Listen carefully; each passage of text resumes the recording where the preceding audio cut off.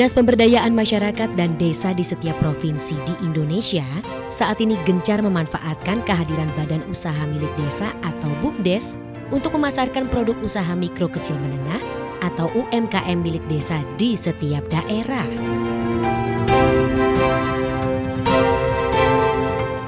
BUMDes di desa-desa diminta aktif untuk membantu meningkatkan perekonomian desa. Sehingga UMKM desa tidak hanya sebatas usaha-usaha ekonomi desa yang tidak bisa menjangkau pasar yang luas.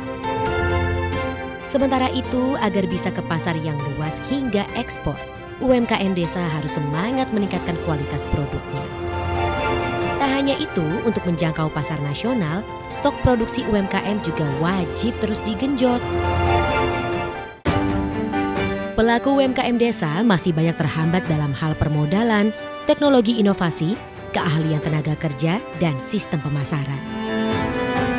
Keberadaan BUMDes diharapkan bisa menjadi solusi untuk permasalahan yang dihadapi oleh para pelaku UMKM. Semua hal disiapkan dari hulu ke hilir, salah satunya melalui teknologi tepat guna. Dengan memanfaatkan peranan BUMDes, produk UMKM desa pun bisa jadi lebih terstandarisasi dengan baik, sehingga kepastian pasar dan konsumen pun terjamin. Masih minimnya infrastruktur dan juga akses teknologi juga menjadi salah satu penyebab UMKM sulit untuk bersaing di pasar besar. Sementara, setiap desa memiliki potensi ekonomi kreatif dan UMKM yang besar. Guna semakin dikenal, perlu strategi khusus memasarkan produk UMKM desa. Maka pelaku UMKM ke depannya akan didorong untuk bergabung dalam platform digital.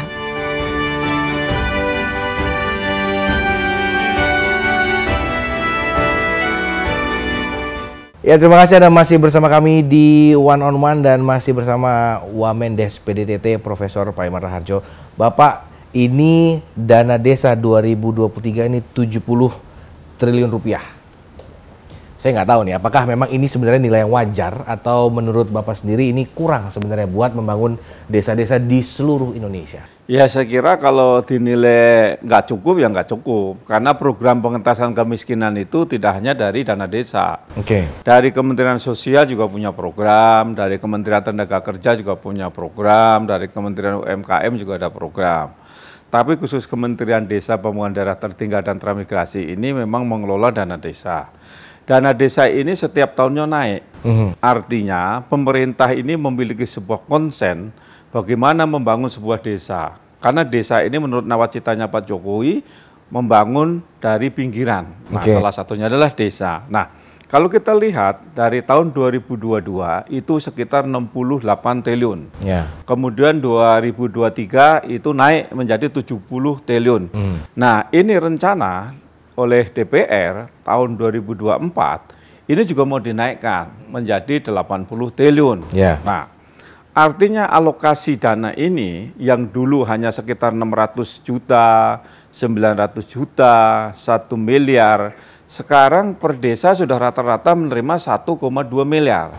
Rata-rata. Nah, artinya bahwa upaya pemerintah untuk betul-betul membangun desa ini betul-betul diwujudkan dengan memberikan alokasi dana desa setiap tahun naik. Nah, oleh karena itu bagaimana ruang lingkup di dalam penggunaan alokasi dana desa itu harus skala prioritas oleh kepala desa. Oleh karena itu kepala desa juga harus diberikan pelatihan tentang bagaimana skill, kemampuan, tata kelola perencanaan, ya, ada perencanaan pembangunan jangka menengah desa. Nah, bagaimana cara merencanakan pembangunan desa itu sesuai dengan skala prioritas. Tapi kalau semua dilakukan, ya nggak cukup. Oleh karena itu perlu ada, misalkan tahun ini dikonsentrasikan untuk ketahanan pangan. Kemudian tahun ini dikonsentrasikan untuk pembangunan sarana prasarana, atau juga dikonsentrasikan untuk penyelesaian tentang masalah stunting misalkan. Nah, inilah keahlian kepw-an dari masing-masing kepala desa. Jadi kalau berbicara tentang cukup nggak cukup, semua pasti berbicara nggak cukup. Tetapi kita bisa dicukupkan dengan tadi strategi skala prioritas. Mana yang harus kita dulukan? Nah, itu misalkan kita ada potensi di desa itu embung-embung. Nah, embung-embung itu bisa dijadikan misalkan penyulingan air mineral. Nah, bisa dijadikan juga tempat wisata, ya kan? Atau juga bisa dijadikan tempat pemancingan misalkan. Nah, sebenarnya dana desa itu bisa dikembangkan. Nah, misalkan bisa juga partner dengan membangun namanya badan usaha milik desa, misalkan gitu. Oh, seperti itu. Nah, ini saya yang memang sempat ramai juga di sosial media gitu ya, bahwa uangnya ya kita masyarakat awam menilai itu besar sekali nampaknya gitu kan. Terus lalu ada yang kemarin yang sempat kita tahu adalah kepala desa yang ingin menjabat 9 tahun seperti itu. Yeah. Sampai saat ini seperti apa sih Pak ininya perjalanan hal tersebut? Apakah memang sudah diketok atau belum Pak?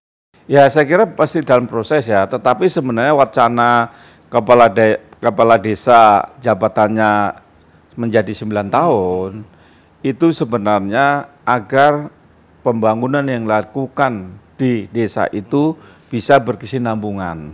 Kalau 6 tahun kan mungkin dianggap pendek ya. Jadi ini, nah, oleh karena itu dengan 9 tahun itu untuk bisa melakukan pembangunan jangka menengah dan juga bisa melakukan pembangunan bisa total selesai, ya kan? Nah, di samping itu juga mengurangi kerentanan konflik di desa. Karena kalau sering pemilihan kepala desa itu akan terjadi gesekan-gesekan. Padahal sebelumnya ini kan 6 tahun ya. 6 tahun tapi bisa dipilih 3 kali. Artinya bahwa kepala desa itu jika kepilih terus bisa 18 tahun. Tetapi dengan 9 tahun hanya 2 kali. Berarti kan 18 tahun juga. Tetapi betul. Jangka waktunya, periodenya akan lebih leluasa untuk melakukan perencanaan dan pelaksanaan pembangunan. Karena 9 tahun itu mungkin bisa tuntas. Nah, kalau 6 tahun kan mungkin masih ada belum tuntas, ya kan? Nah, diharapkannya seperti itu. Nah, tetapi kalau saya sendiri ya sebenarnya setuju juga dengan 9 tahun. Karena apa? Dengan 9 tahun ini akan tuntas tidak menyisakan pembangunan yang terbengkelai. Jadi bisa tuntas dengan perencanaan jangka menengah tadi. Kan di desa itu ada rencana pembangunan jangka menengah desa. Ya, betul. Nah, ini mungkin akan bisa tuntas. Kan hampir 10 tahun kan, jadi mungkin bisa jadi asumsinya seperti itulah kenapa mungkin 9 tahun lebih cocok dengan 2 kali pemilihan, 2 kali masa bakti seperti itu, dibandingkan dengan 6 tahun tapi 3 kali masa bakti. Karena tapi memang banyak Pak konflik seperti itu di desa, masih terjadi sampai saat ini. Ya kalau di desa itu lebih mendalam konfliknya karena bersentuhan langsung, bahkan ada yang pacok-pacokan, ada yang kemudian juga langsung fisik sering terjadi. Bahkan daerah tertentu itu main santet-santetan istilahnya kan, walaupun dunia modern itu kita nggak boleh percaya lagi kan, tetapi kenyataannya masih banyak. Nah, di samping itu memang antara tokoh masyarakat dan ketua adat di situ memang punya semacam tradisi bahwa bagaimana saya yang lebih kuat. Nah, itu yang terlebih juga ketika kita berbicara terkait dengan dana tadi, kan itu kan agak sensitif mungkin ya pedesaan. Nah, bagaimana Kemendes PDTT itu berada di tengah-tengah masyarakat untuk bukan menegangkan, tapi meredakan hal-hal tersebut, Pak? Ya, kita memberi pemahaman bahwa dana desa ini bukan untuk kepala desa. Tetapi dana desa itu adalah diperuntukkan untuk mengentaskan kemiskinan. Nah, termasuk juga bagaimana alokasi dana desa itu untuk ketahanan pangan. Nah, untuk juga kerawanan sosial, untuk juga untuk penanganan stunting. Nah, sehingga tidak bisa juga orang beranggapan, oh dananya besar, karena yang dimiliki oleh kepala desa itu jatahnya 3%. 3% itu dari alokasi dana, katakanlah 1,2 miliar. Itu bukan untuk operasional kepala desa saja, tapi uang operasional itu ya untuk biaya komunikasi, biaya koordinasi dan sebagainya. Itu yang mau ditekankan sama Iya, tapi orang kan sekarang kan bilang oh enak sekarang kepala desa, anggarannya gede, dan memang kepala desa sekarang diberikan gaji. Ya. Itu tadi ya memang masyarakat kan tidak melihat dalamnya seperti apa, hanya melihat bahwa di luarnya oh begini enak-enak, tapi ternyata ada penjelasan bahwa itu bukan uang pribadi tapi memang untuk keperluan desa seperti itu ya Pak. Betul. Pak, ini tadi kita Bapak juga ngomong soal UMKM. Ya.